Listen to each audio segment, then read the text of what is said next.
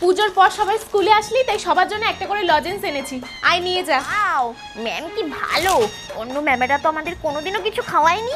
আচ্ছা শোন, বলছি কি, শুধু লজেন্স না, ঠিক আছে? তোরা আজকে টিফিন টাইমে ক্যান্টিনে গিয়ে যে যা খুশি তাই খাবি, যে যা খুশি। টাকাটা আমি দেব, ঠিক আছে? আমার তরফ থেকে থাকবে। সবাই বই বন্ধ কর, আমি পড়া ধরবো।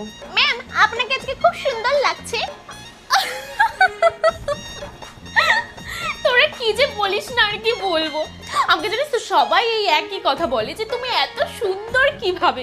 আমি কি করে বলবো বল? কিন্তু আমি জানিস তো কোনো রকম কোনো মেকআপও করি না, আর নিজের যত্নও নিই না, তাও আমাকে এত সুন্দর লাগে। আচ্ছা, রাজা কুমিরের পিঠে চড়ে বনে যাচ্ছে, এখান থেকে রিডিং পড়। ম্যাম, আপনি এত সুন্দর রিডিং কি করে পড়েন বলুন তো।